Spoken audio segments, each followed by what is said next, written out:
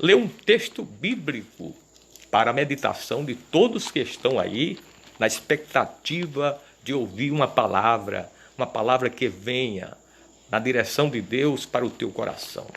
Vamos manusear a Bíblia. Eu quero ler apenas uma parte de um texto. Certamente Deus vai falar com alguém nesta noite que está aí participando desta live.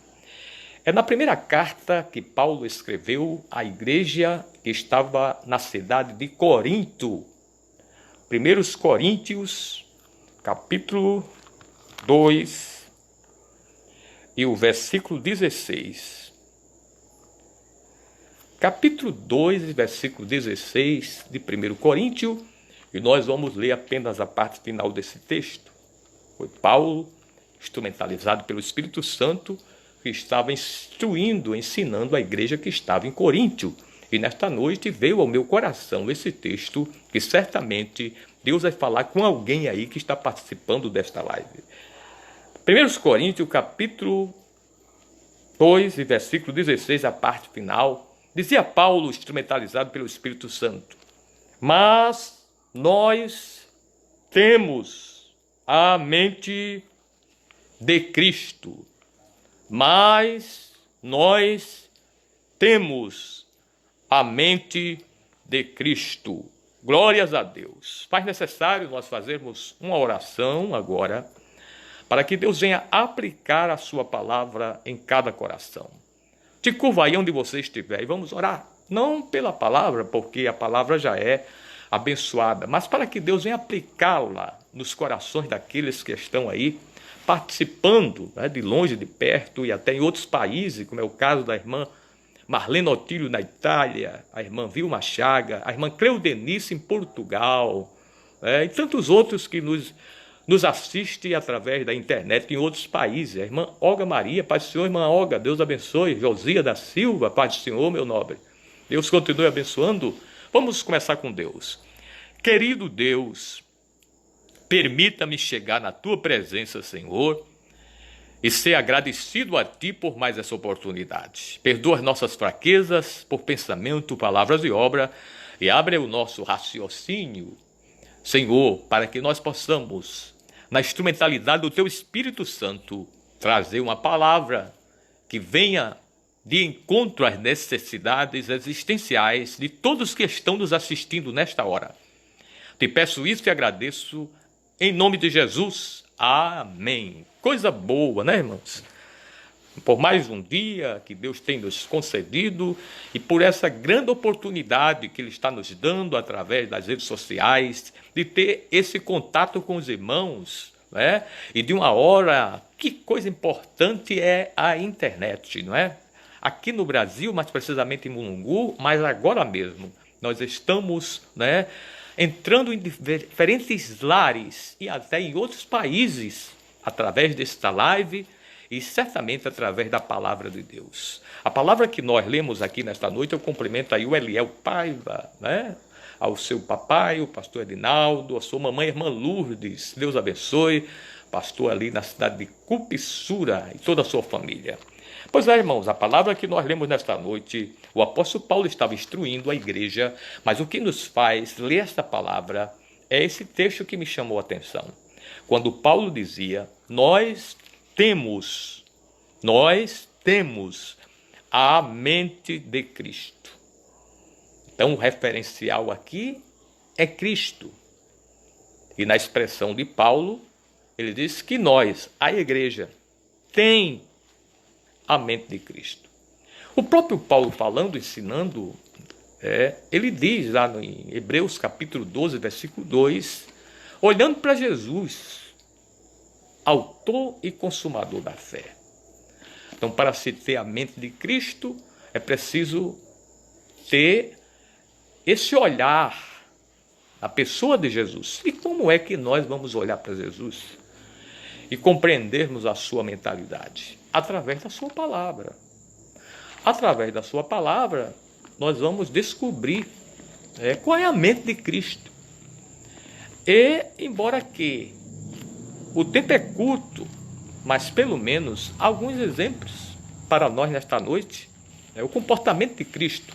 Cristo teve uma vida aqui na terra, que teologicamente a gente sabe que ele tinha duas naturezas, a natureza humana e a natureza divina. Como um homem ele cansou, como um homem foi tentado, como um homem ele sofreu, se angustiou, né, dormiu, morreu. Mas como Deus, ele ressuscitou Lázaro em 4 dias, cheirando, já em estado de decomposição. Como Deus, ele parou o vento, parou a tempestade. Como Deus, ele ressuscitou dos mortos, está vivo, à destra de Deus. Como Deus, ele observava o que alguém estava pensando no seu interior. Muitas vezes ele questionou com os discípulos: o que arrazoais nos vossos corações? Quem é que faz a leitura de coração? A não ser Deus, através do seu poder. Então, Jesus tinha essas duas naturezas, a natureza humana e a natureza divina. E como na natureza humana, ele nasceu como qualquer criança nasce, cresceu. A Bíblia fala pouco a respeito da adolescência de Cristo. Cristo só aparece nascendo na manjedoura, depois com 12 anos já questionando com os doutores da lei no templo, e depois a Bíblia se cala, não fala mais. Alguém quer falar, quer dizer, eu fico naquilo que está na palavra. Deuteronômio 29, 29, as coisas encobertas pertencem a Deus, as reveladas pertencem a nós. Deus não revelou, era porque nós não tínhamos estrutura de sabermos. Mas em contrapartida, Cristo entra no cenário com 30 anos, sendo batizado por João Batista, e começa seu ministério, que foi um ministério de 3 anos e 6 meses. E durante seu ministério a gente aprende alguma coisa para termos a mentalidade de Cristo. Primeiro, você tem várias coisas, mas o tempo é muito curto, mas pelo menos algumas. Primeiro, Jesus estava aqui como um homem, e ele passa para nós essa informação. Eu quero ler aqui um texto no livro de João, no Evangelho, capítulo 8, versículo de número 29. Olha o que é que Cristo diz aqui no livro de João 8, 29. Aquele que me enviou está comigo. O Pai não tem me deixado só, porque eu faço sempre o que lhe agrada. Olha aí, Cristo passando essa informação para nós. O Pai não tem me deixado só, porque eu faço sempre o que lhe agrada. Ele passa para nós uma informação de submissão, de obediência ao Pai, a Deus, glória. Então nós, para termos a mentalidade de Cristo, nós temos que ser obediente a Deus e também obediente às nossas lideranças espirituais. Porque tem pessoas que dizem assim: eu só obedeço a Deus. O que é que eu tenho a ver com homens? Mas para nós compreendermos o plano da salvação, Deus teve que se fazer homem, para que o homem pudesse entender o plano dele. Porque jamais o homem entenderia o plano de Deus se viesse Deus no seu poder supremo. A gente nem suportaria a presença dele. Mas para nós entendermos o seu plano, ele ficou do tamanho do homem para falar a linguagem do homem, para que nós pudéssemos entender o seu plano, a sua vontade. Glória! Então, para que você tenha a mentalidade de Cristo, você tem que ser submisso, obediente à tua liderança espiritual. A própria palavra nos manda a obedecer aos nossos pastores. Glórias a Deus! Não é uma escravidão, é uma obediência em conformidade com a palavra. Então, Cristo passa essa informação para nós, essa informação de obediência. O Pai não tem me deixado só, porque eu faço sempre o que lhe agrada. Ele é obediente. Vamos ver outras coisas, é só rapidamente aqui, pulando algumas coisas. Outra coisa interessante aqui que a gente observa em Cristo. Alguma coisa, né? Muitas coisas, mas outra coisa aqui que me chama a atenção. Livro de Mateus, capítulo de número 21. Capítulo 21 e versículo 12. Observa. Mateus, capítulo 21 e versículo 12. E entrou Jesus no templo físico. Entrou Jesus no templo de Deus e expulsou todos os que vendiam e compravam no templo, e derrubou as mesas dos cambistas e as cadeiras dos que vendiam pomba, e disse: está escrito, a minha casa será chamada casa de oração, mas vós tendes convertido em covis de ladrões. Olha aí outro comportamento de Cristo. Cristo humano. Entrou no templo e tudo estava fora do lugar. Estavam vendendo e comercializando dentro do templo. E ele pegou um chicote, derrubou as mesas, expulsou os cambistas. Disse: a minha casa é para se adorar a Deus. A minha casa será chamada casa de oração. Vocês estão fazendo outras coisas. E repreendeu aquele povo. E qual é a informação que passa para nós? É o zelo. O zelo que Cristo tinha pela sua casa, aonde se glorificava o nome de Deus. Eu quero passar essa informação para este momento, para você aí que diz ser cristão. Você está tendo zelo pela obra de Deus? O zelo que Deus, através de Cristo, passou para nós. Esse cuidado, esse zelo. Glória! Então, meu irmão, minha irmã, você, para ter a mentalidade de Cristo, você tem que ter essa iniciativa, esse zelo. Glória! Pela obra, pelo bom andamento, pelo desenvolvimento da obra de Deus. Glória! Glórias a Deus. Deus não vai mandar um anjo vir aqui à terra para executar a obra que é para a igreja fazer. O anjo tem a sua missão, e a missão do anjo é outra. Mas a missão que é para você e a minha pessoa fazer tem que ser feita por nós. Você tem feito aquilo que Deus tem exigido de você que faça? Glória! Estamos num período extremamente delicado. É um período que não só o Brasil, mas a maior parte do mundo está preso nas suas casas. Será que não é Deus que está permitindo isso? Irmãos, eu lembro-me, naquela época, na década de, me parece, 70, 80, muitas casas de crente, havia a questão do culto doméstico, né? O culto em família, um cantava, outro orava, se orava pela casa, se orava pela família, e era um dia tão maravilhoso. E estas coisas começaram a diminuir, e tem poucos que ainda fazem isso. Tem poucos que fazem isso. Mas nesta noite, através desta palavra, eu quero conclamar a você. Começa a fazer o culto doméstico, se você ainda não faz, com a tua família. Começa nos primeiros dias, nas primeiras horas do dia, levar a tua família para um encontro com Deus, através da leitura da palavra, através da oração, através do louvor. Eu tenho certeza, quando as famílias entram nessa orientação, as coisas começam a fluir de uma forma diferente. As coisas começam a tomar outra direção. Deus está convocando as casas dos crentes para que você amanheça o dia mais perto do Senhor. Reúne a tua família, reúne os teus filhos para o altar de Deus no culto doméstico. E certamente as coisas vão mudar, o nome do Senhor vai ser glorificado e você vai ver coisas sobrenaturais acontecendo.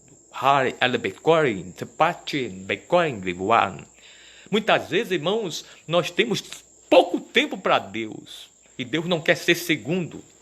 Deus não quer ser terceiro. Deus não quer ser quarto. Deus tem que ter prioridade total, geral, na minha e na tua vida. Quando começamos a priorizar a Deus, Deus começa a fazer coisas sobrenaturais por nós. Isso que está te tirando noite de sono, será que não é Deus? dizendo: eu quero ter um contato a sós com você. Eu quero um tempo mais com você. Faça isso.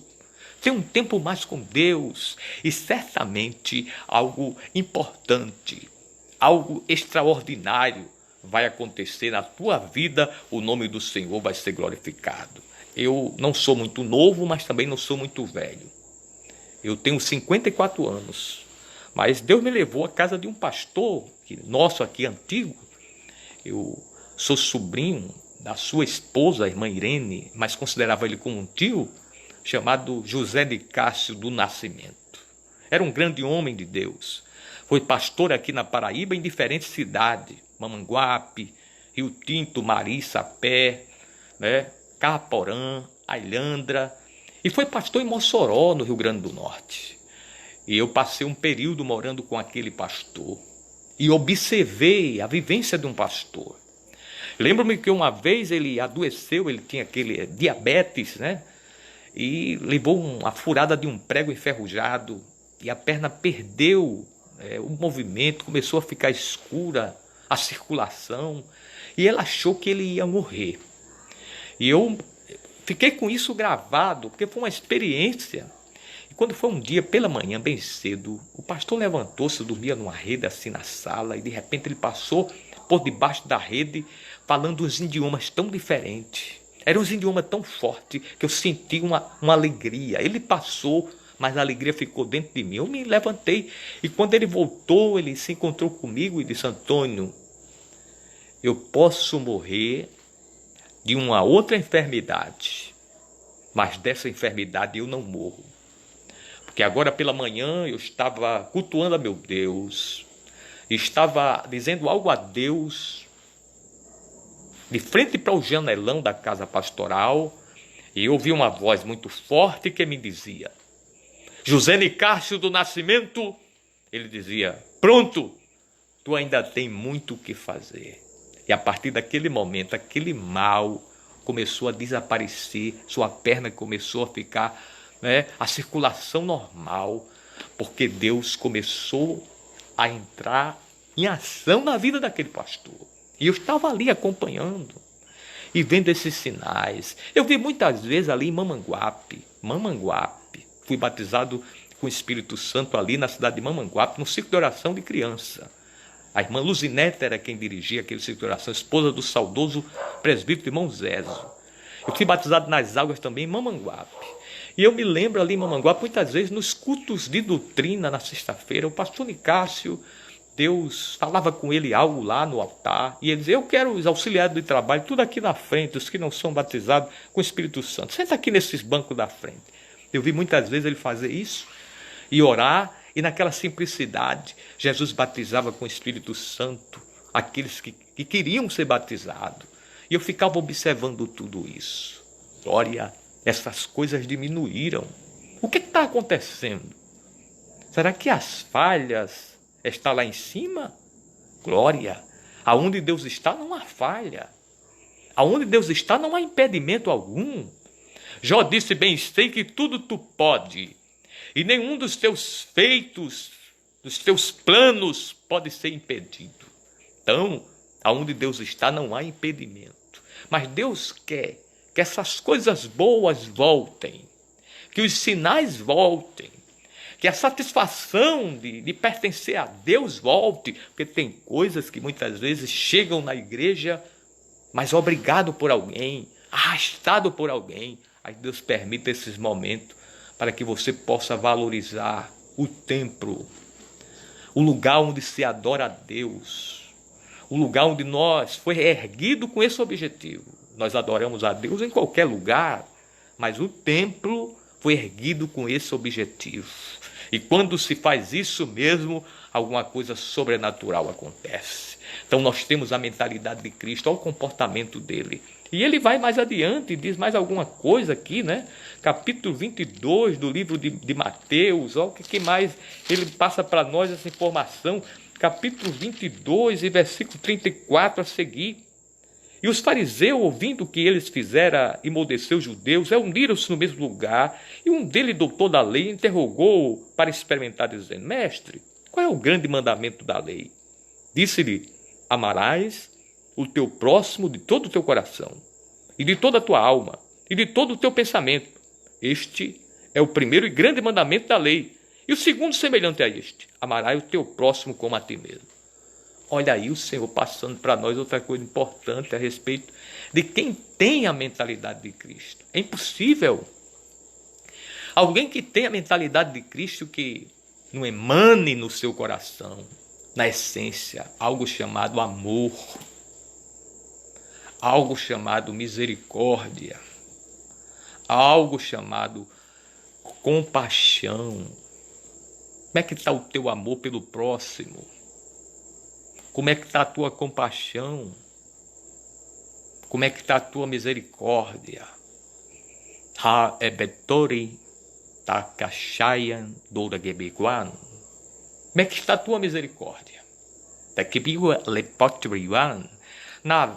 Na vida de Jesus aqui ministerialmente, a Bíblia só registra uma vez que Jesus foi ao encontro de um endemoniado, lá em Gadara. Um homem que vivia pelos cemitérios, presos pelas correntes espirituais e as correntes materiais. Um homem que era desprezado de tudo e de todos, mas Jesus foi lá em Gadara, lá naquela cidade, só por causa daquele homem. A misericórdia, a compaixão,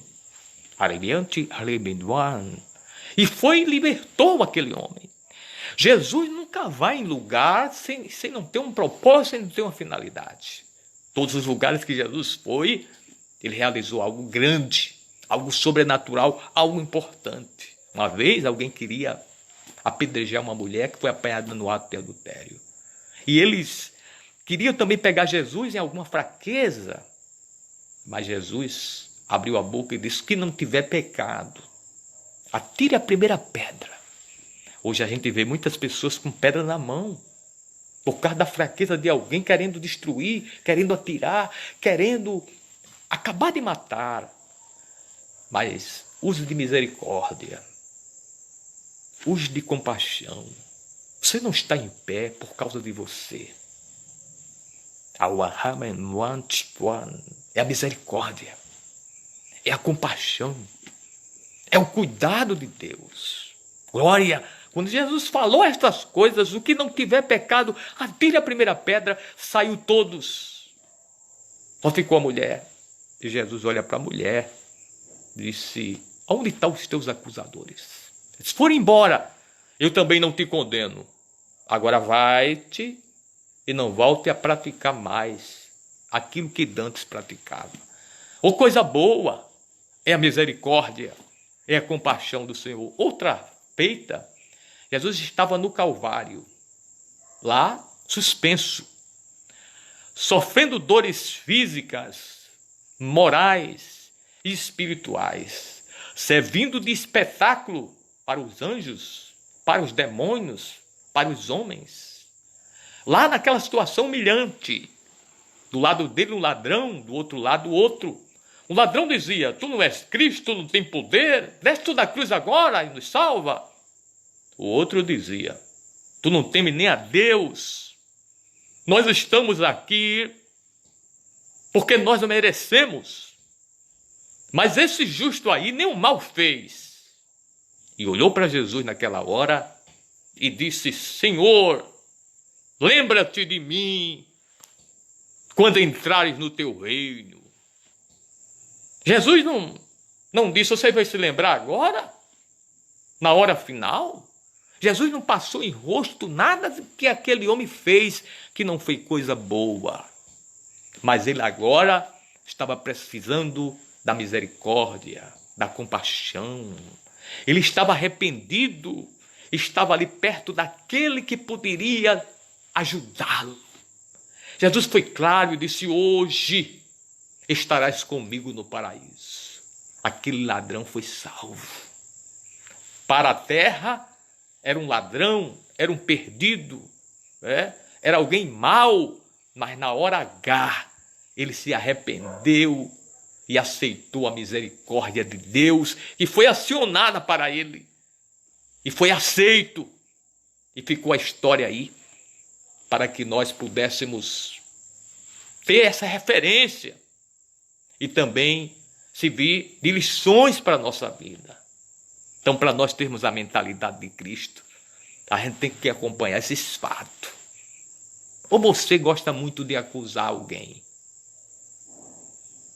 Você que se comporta como um anjo, ou como uma anja, porque não tem esse termo no céu.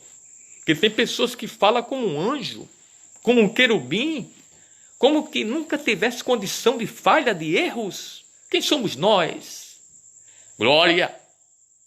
O que nos faz vencer, o que nos faz sobressair, escapar, é a misericórdia do Senhor. Naqueles dias, Abacuque, que foi um grande profeta de fé, ele, quando estava intercedendo pelo povo, quando ele começou a sua conversa, o seu diálogo com o Senhor, ele dizia com muita autoridade: Senhor, na ira, lembra-te da tua misericórdia. Na ira, lembra-te da tua misericórdia. Então, meu querido irmão, minha querida irmã, seja mais misericordioso, tenha mais compaixão, que o amor não seja só algo que exista só na tua mente, mas que desça o teu coração, que desça a tua alma, e certamente nós vamos olhar as coisas com outra visão, e a boa mão de Deus vai abrir os nossos caminhos, e a gente vai ver algo sobrenatural da parte de Deus acontecer na minha e na tua vida. Se você acredita nisso, aonde você estiver aí, abre a tua boca, glorifica a Deus, porque eu tenho certeza que Deus vai ajudar alguém aí, que está do outro lado aí, participando dessa live, e até pensa que não tem mais como, mas Deus ainda conta contigo, meu irmão. Deus ainda conta contigo, minha irmã, nesse grande exército, nesta grande obra. Deus tem caminhos que o homem não consegue alcançar. Quem dava nada por Pedro? Pedro tinha negado 3 vezes sua liderança, e Pedro era um líder. Mas Jesus, quando ressuscitou, Jesus procurou Pedro e mandou que Pedro apacentasse as suas ovelhas. Olha aí em que Pedro se tornou. Nenhum dos apóstolos, discípulos, nós vamos vendo multidões e mais multidões para a sua sombra, pelo menos quando cobrir, as multidões curassem. Mas estava lá Pedro. Jesus não esqueceu de Pedro. Passou para Pedro algo também extremamente glorioso. Glória! E tem assim muitas pessoas como Pedro, que fracassou, errou e acha que nunca mais vai ser o mesmo. Mas é se Jesus fosse o homem, mas a misericórdia do Senhor é a causa de nós não sermos consumidos, porque as suas misericórdias não têm fim, novas são cada manhã. E eu tenho certeza que a misericórdia de Deus está alcançando alguém aí que está do outro lado. Olha, meu irmão, tira esse pensamento de fracasso, tira esse pensamento de derrota. Deus vai te levantar com grande impacto, com grande ousadia, e a obra vai ser feita, o nome do Senhor vai ser glorificado, e você vai lembrar desse momento aqui, dessa live. Creia nesta palavra, é de Deus para alguém nesta noite. Lembre-se, nós temos a mente de Cristo. Glória a Deus. Eu te convido para nós conversarmos com Deus. Te curva aí diante do Senhor. Querido Deus, permita-me chegar na tua presença, Senhor, e te apresentar essas pessoas de diferentes lugares que estão participando agora desta live. Oh, meu Deus, tu me mostra aí uma mulher extremamente aflita, Deus. Entra neste quarto agora e neutraliza a fúria do inimigo contra esta vida. Quebra este laço e dá vitória a esta mulher aí, meu Deus, para o teu nome ser glorificado. Observa, meu Deus, aqueles que precisam de uma intervenção da tua parte, e faça algo novo, algo bom, algo especial, para o teu nome ser glorificado. É o que eu te peço e te agradeço, em nome de Jesus.